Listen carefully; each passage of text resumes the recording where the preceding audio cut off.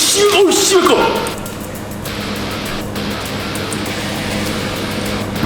좋네.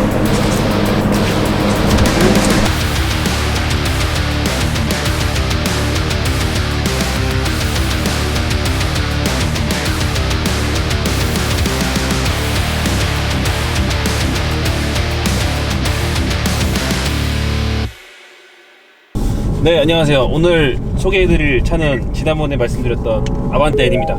4천만원에 호가는 아반떼 N, 거기다가 튜닝을 하겠다고. 지금은 더 붙었을 것 같은데 그 당시 때까지만 해도 현금으로 5천만원을 투자해서 취등록세 포함 1억원짜리 차가 되었던 아반떼 N입니다.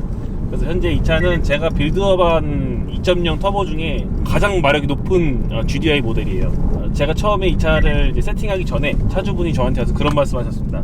G80 M3를 살 것인가, 아니면 아반떼 N을 사서 그 돈을 여기다 부을 것인가에 대한 고민을 되게 많이 하셨었는데, 어차피 G80 M3를 사오셔도 차주분은 그냥 순정으로 타실 분이 아니셔가지고 수동도 타고 싶어 하시고 조지고 다니고 싶고 수리하는데도 문제가 없고 막 이런 거에 대해서 고민을 많이 하셨어요. G80 M3를 사오면 만지는 데 한계가 있지만 차가 완성도가 좋다. 그래서 완성도가 좋은 차를 살 거냐, 아니면 내가 마음껏 주무를 수 있으면서 수리하는데 지장을 받지 않는, 수리하는데 부담이 덜 되는 차를 고를 것이냐 고민을 하셔라 라고 이제 조언 아닌 조언을 드렸는데, 결국은 아반떼 N을 선택하셨죠.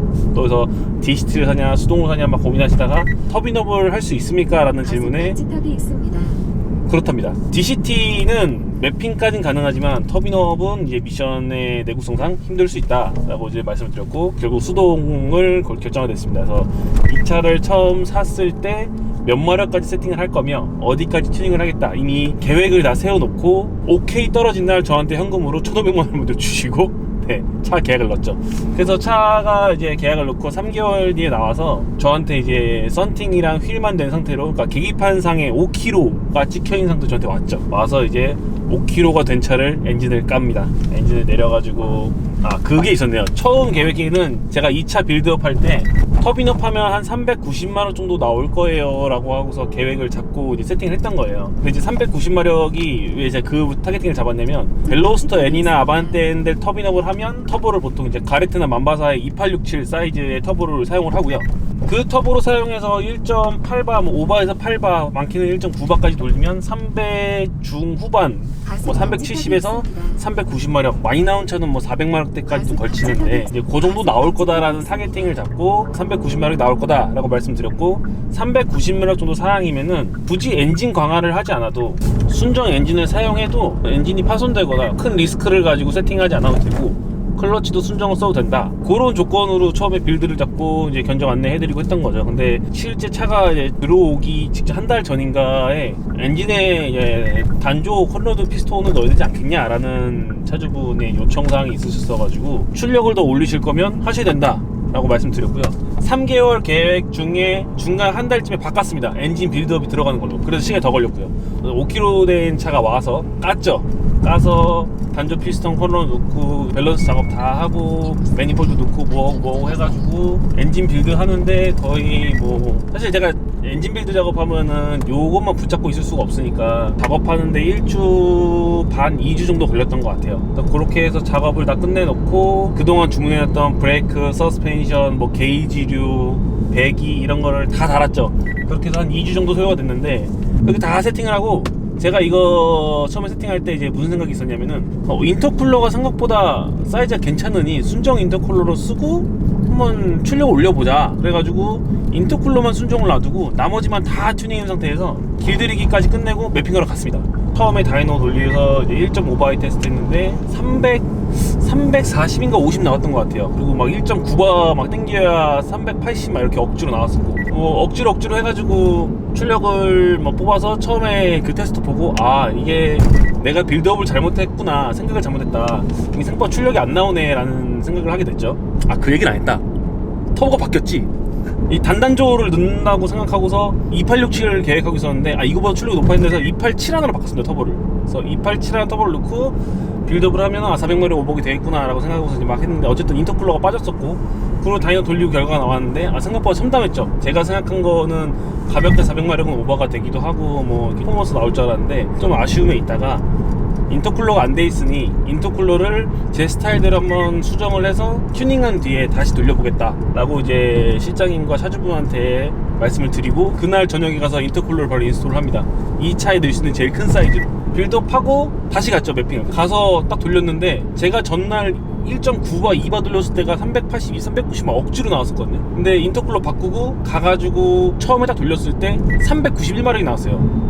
그래서 어제랑 다른 게 없네 라고 생각했는데, 보니까 부스트 컨트롤러에 로우만 놓고 1.5바 상태에서 391마력이 나온 거예요. 그리고 하이를 놓고 2바를 당기니까 433마력이 나왔죠. 그래서 제가 빌드업한 차 중에 아마 지금 국내에서는 이 아반떼 N 중에 이 차가 제일 마력이 잘 나왔을 겁니다. 그렇게 해서 한 달 정도 고생해서 만든 정말 내착이 많이 가는 차예요. 뭐 중간중간 트러블도 있었고, 뭐 말도 안 되는 일도 있었고, 뭐 시행착오 다 겪어서 이제 완성한 차죠.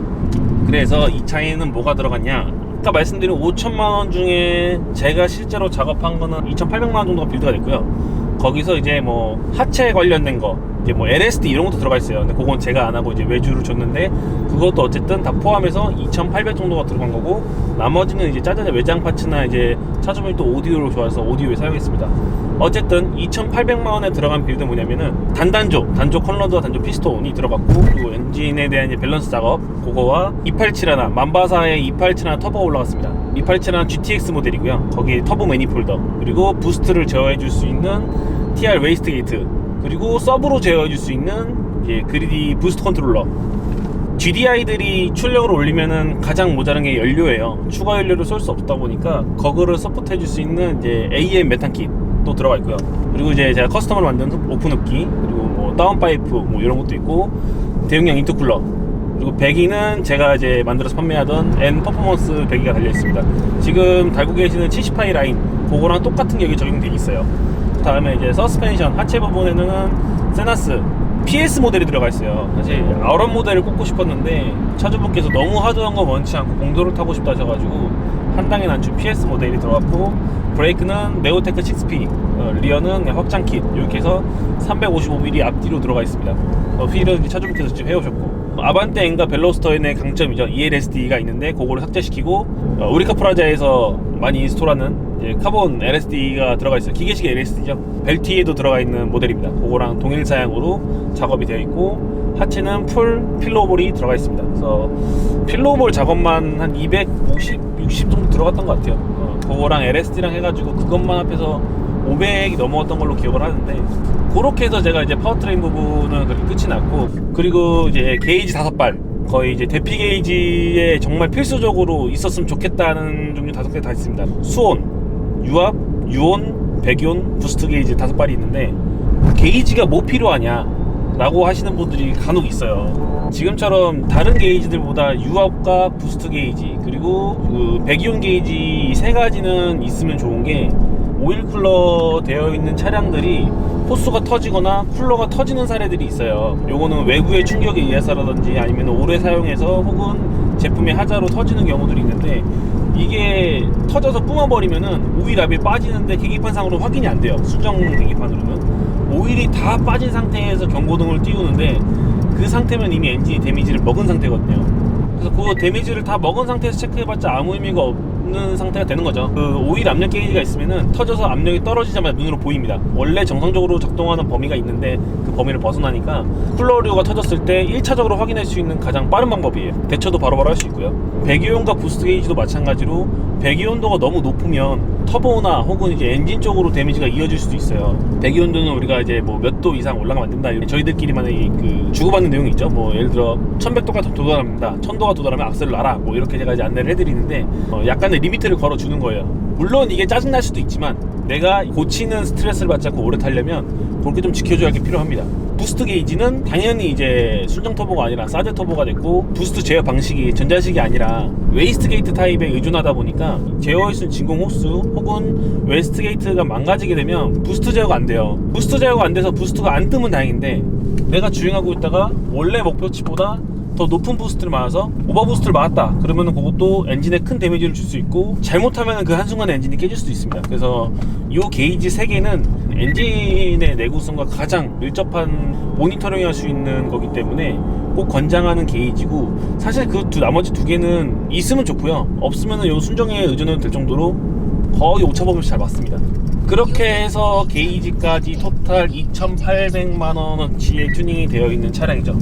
그래서 현재 이 차는 몇 마력이냐, 제가 처음 출고했을 당시에 1.5바에 391마력이었고 2바에 433마력. 그게 저희가 이제 이 차를 출고한 게 제가 7월 말 8월 달이었어요. 같은 더울 때. 차주분이 올해 3월쯤에 다이노를 한 번 더 돌리셨거든요. 1년은 좀 안 된 상태에서 컨디션 체크 겸 한번 돌려보셨더니 2.2바 3바에 447, 8 뭐 이렇게 나왔던 것 같아요. 그러니까 거의 이제 450마력을 근접하고, 그리고 달라진 점이 있습니다. 이게 원래 날씨가 뜨거우면은 토크가 더 빠지거든요. 그 당시 때 제가 2바에 443마력 56.8토크였어요, 다이노상으로. 근데 최근에 쟀을 때 저한테 보여주셨던 게 447, 8마력에 49.6토크예요. 그래서 거의 7토크 가까이가 빠졌는데, 그래서 그런 좀 변화가 생겼습니다. 하드웨어적으로 변한 건 없고. 그리고 이제 이 차를 빌드했을 때 많은 얘기를 들었죠. 자, 첫 번째는 뻥마력이다. 네, 아무도 안 믿었어요. 이게 뭐 430마력, 40마력 나왔다 했을 때 아무도 안 믿고 다 뻥마력이라고 얘기했던 게 뭐였냐면, 이 순정 클러치가 버틸 수 있는 게 허용치가 50토크래요. 제가 이제 60토크로 알고 있어가지고 60토크라고 이제 신사장님한테 안내를 해드렸는데, 알고 보니까 이제 50토크라 그러더라고요. 이제 어쨌든 허용 토크치가 50토크인데 이 차의 다이노 상으로는 437마력에 56.8토크니까 그건 말이 안 된다, 허위다, 뻥마력이 확실하다 라는 얘기가 있었고, 두 번째는 저거 마력만 저렇게 나왔지 실제로 달리면은 밟지도 못할 거다, 엔진 언제 깰지 몰라가지고.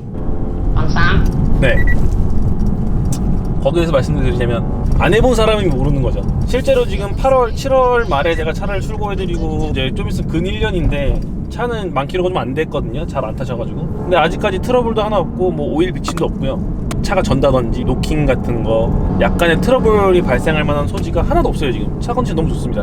모든 차의 공통적인 얘기지만은 내가 쓸 수 있는 마력치의 한계치를 넘어서 빌드업을 한다고 하면 얼마 못 커서 깨질 거다, 이렇게 생각들 많이 하시는데, 사실 그거는 정답이 아니고, 내가 항상 그렇게 밟고 다니는 거 아니잖아요. 항상 그 마력을 다 쓰는 것도 아니고, 뭐 어쩔 때는 뭐 1.5바만 쓸 때도 있고 뭐 3바만 쓸 때도 있고 이러다 보니까, 이거는 내가 관리하고 타기 나름에 따라서 정말 깨질 수도 있고, 진짜 오늘 나가서 내일 깨질 수도 있기도 하죠. 근데 관리만 잘해주고 이렇게 제가 안내해드린 매뉴얼대만 따라주시면 지금처럼 1년 이상 아무 이상 없이 탈 수도 있습니다. 단순 그래프 하나만 보고 가지고 저게 뭐 깨지네 마네 이런 거를 논하는 거는 말이 안 되고요. 두 번째로 뭐 뻥마력이다 뭐다 이제 뭐 얘기들이 있는 건데, 뭐 기계에서 이렇게 찍었는데 어떡하겠습니까? 제가 직접 돌린 것도 아니고 다이노에서 돌려서 나온 수치값인데, 차 매핑은 이제 BTR 가서 했는데 BTR에서 매핑 하시는 분들은 다 알 거예요. 뻥마력 이런 거는 안 찍습니다. 저희가 뭐 일부러 오버해가지고 막 숫자 뻥튀기 해서 더 나오게 하려고 이러게 하지도 않고요.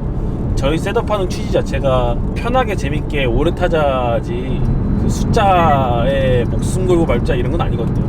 물론 다이노마다 조금씩 차이는 있을 수 있어요. 뭐 10에서 20마력 정도는 다이노마다 올라갈 수도 있고 내려올 수도 있습니다. 그러니까 숫자는 숫자니까 그렇게만 봐주셨으면 좋을 것 같아요. 그 말을 가장 많이 본 것 같아요. 그 돈치, 차에 그 돈 지랄할 거면은 차라리 M3를 사지, 아니면 뭐 벤츠를 사지, 뭐 이런 얘기들이 가장 많았습니다. 이 그 돈씨가 어디서부터 나왔는지 모르겠는데, 내가 내 돈을 사용해가지고 나의 값어치에 합당한 소비를 했다고 하면은 그 돈씨에 대한 언급은 안 나와야 되는 게 아닌가라는 생각을 많이 해요.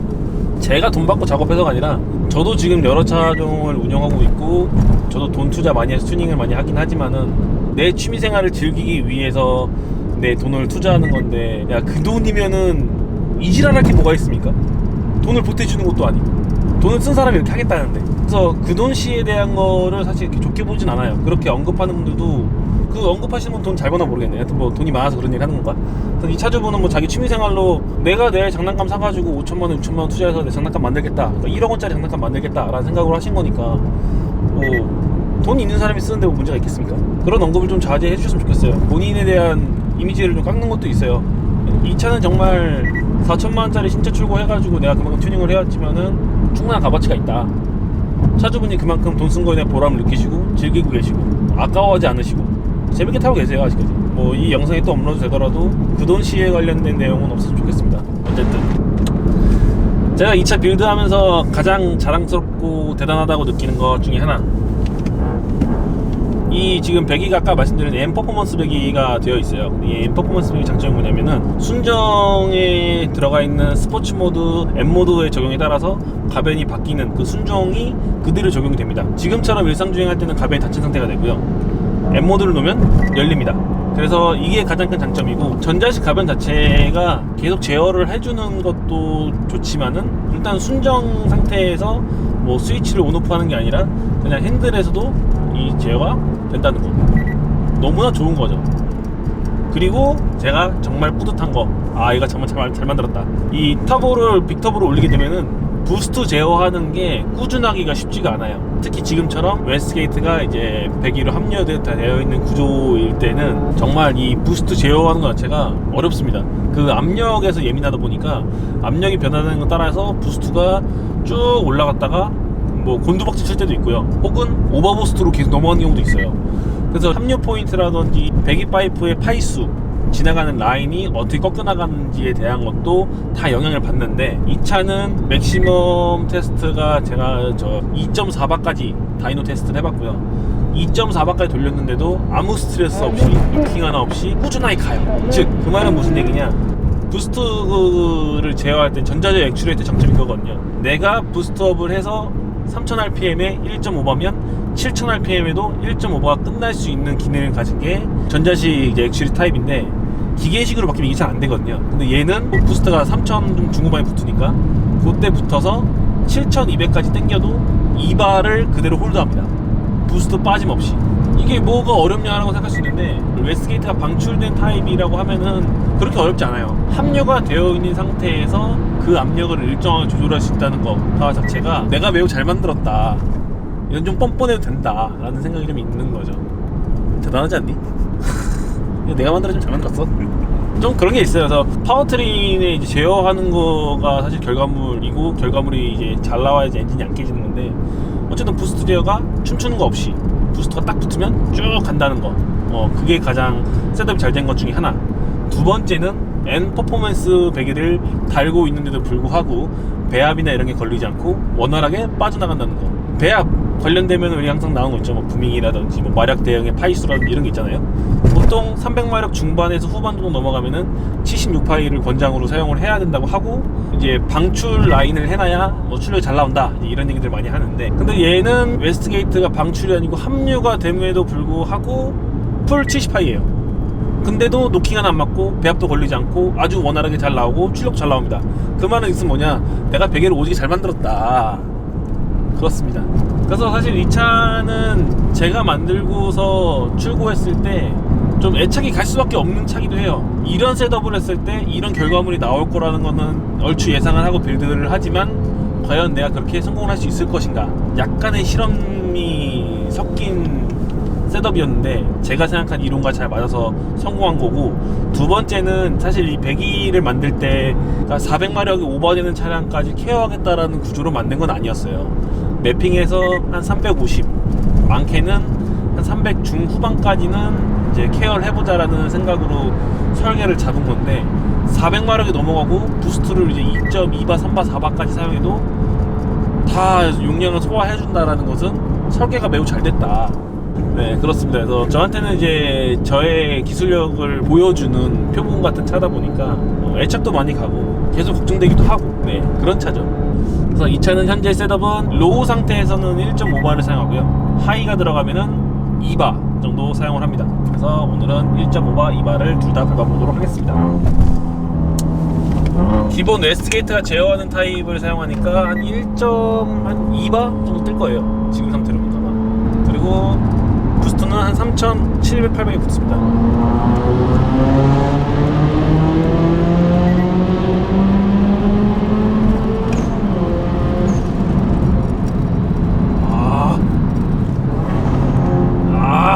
그치. 이 맛이야. 진짜 그냥 부스트 컨트롤을 사용하지 않고 1.1바, 2바로만 타고 다녀도 정말 재밌어요. 원래 빠따가 나오니까. 그리고 부스트 컨트롤을 키면 이제 1.5바 세팅입니다. RPM을 띄워주고 갑니다.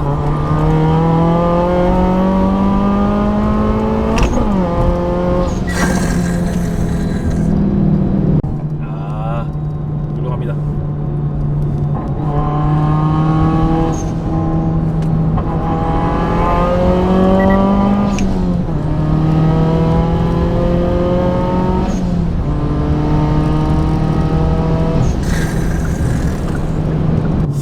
브레이크를 좀 업그레이드 할 필요가 있겠다. 그리고 진짜 제가 이거 만들면서 좀 자랑스러운 거는 여기 수온하고 유온이 다 보이거든요. 네, 온도가 넘어가지 않습니다. 이 출력에 걸맞는 이 온도를 다 케어해 주면서 내구성이 나온다. 사실 이런 쿨러 작업이 안 된 차량 같은 경우는 지금 이렇게 살짝 밟으면 유온이고 수온이고 배기온이고 다 올라가 버려요. 그냥 피크치를 다 도달하거든요. 근데 아직까지도 그냥 일상주행하는 온도다.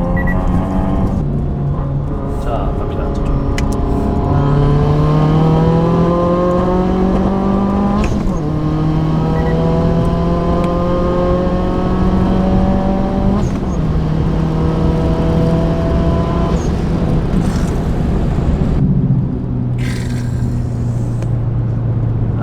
빅터보 짜릿하다. 사실 287 하나 정도면 빅터보에 속하는 건 아닌데, 우리가 흔히 옛날 얘기했던 이제 베타 시절 때의 빅터보라고 하면은 30R, 35R 뭐 이런 터보가 올라가야 이제 빅터보라 그랬는데, 요즘에는 이제 그런 터보들 빌드하는 게 잘 없으니까 2867 정도만 올라가도 빅터보다 뭐 이런 얘기 나오기도 하고, 이런 차 보기도 흔치 않고. 차주분이랑 계속 대화하면서 계획 중인데 뭐 실제로 진행할지 모르겠습니다. 계획만 세워보고 있습니다. 이게 지금 저희가 테스트할 때 287 하나 터보로 2.4바의 압력을 가해도 노킹도 안 받고 엔진도 멀쩡해요. 스트레스를 안 받거든요.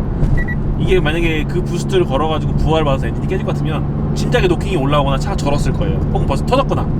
얘가 지금 2.4바까지 올려도 내부적으로 스트레스 받는 게 없다 보니까 500마력까지는 갈 수 있지 않을까.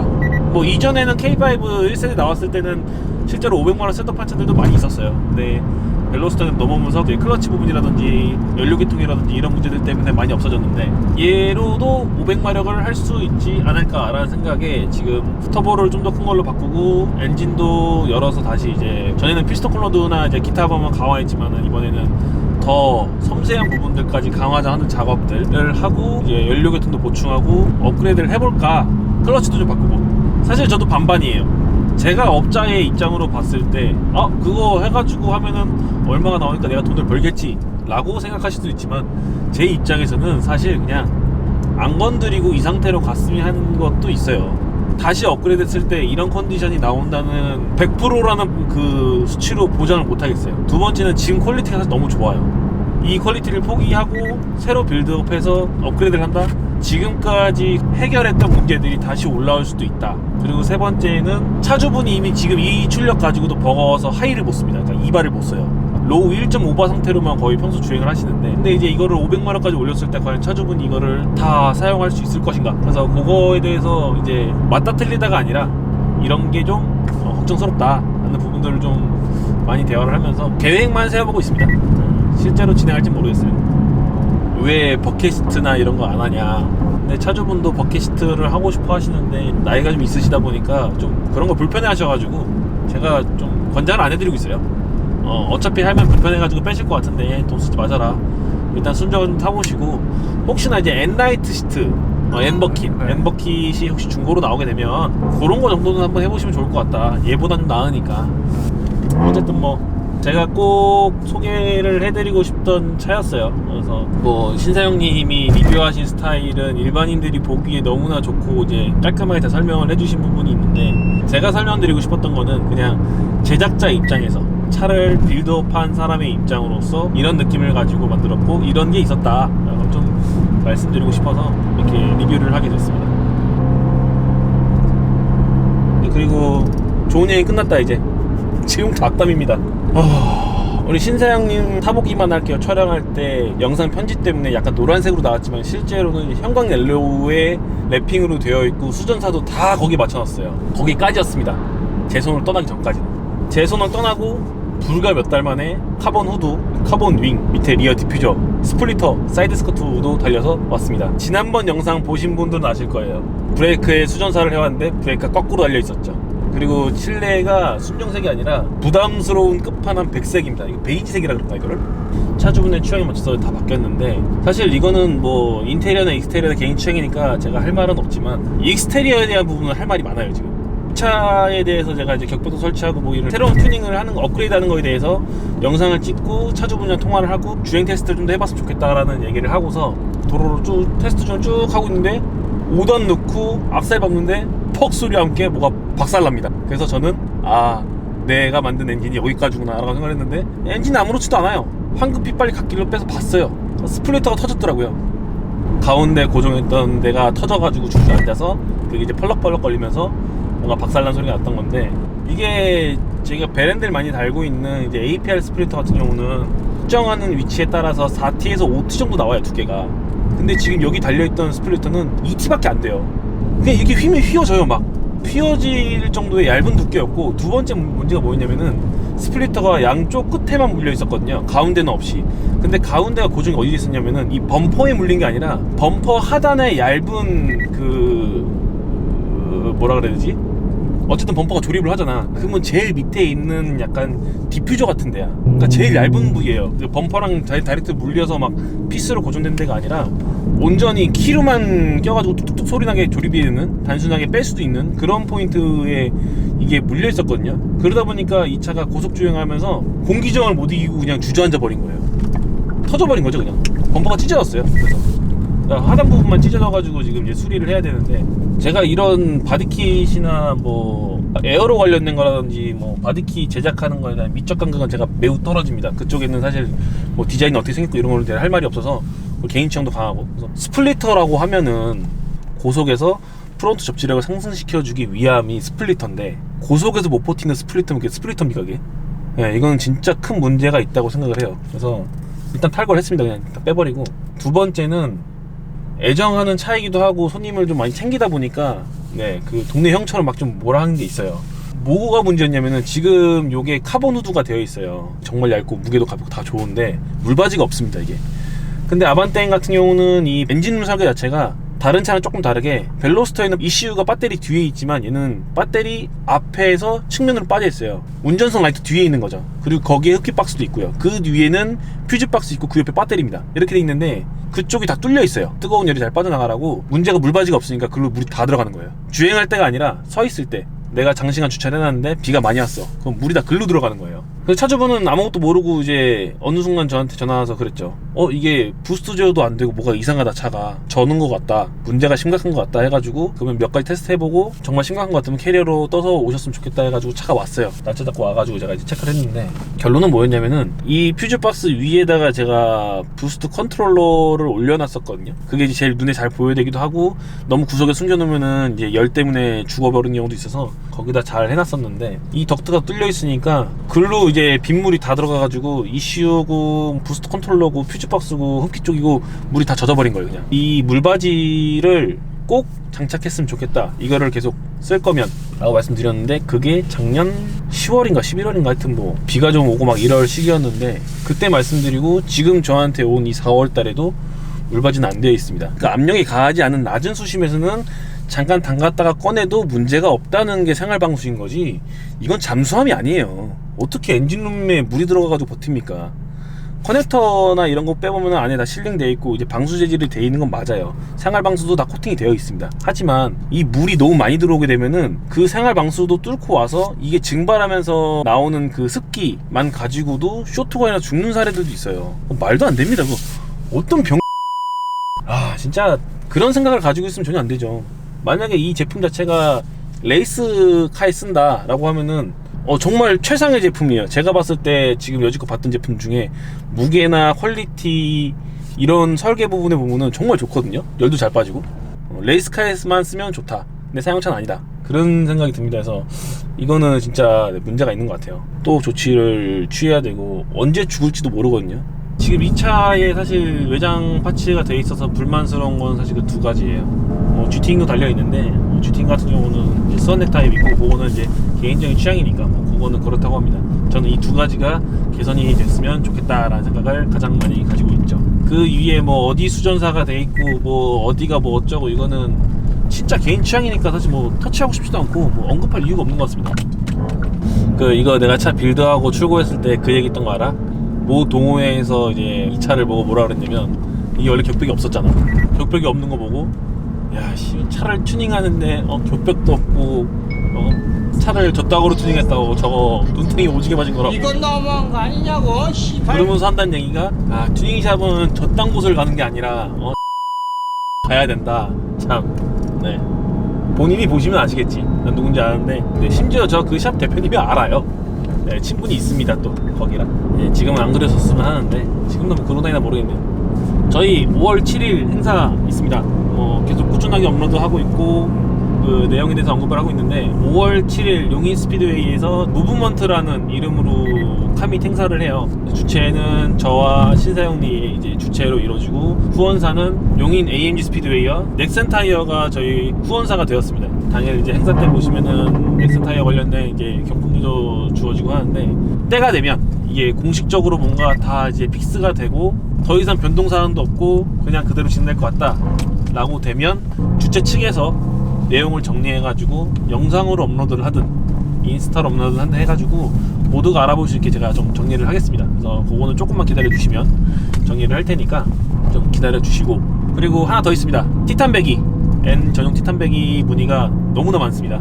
4월에 이제 개발하고 5월에 출시하겠다라고 이제 말씀을 드렸어요. 정확하게 일자는 말씀 안 드렸지만 그 날짜 안에 이뤄보려고 노력 중입니다. 샘플이 이제 들어왔어요. 지금 샘플을 가지고 테스트를 하고 결과물이 나와서 제가 만족스럽고 이제 우리 신사장님도 만족스러우면 그걸로 시판을 할 겁니다. 한정 수량으로 판매할 거고요.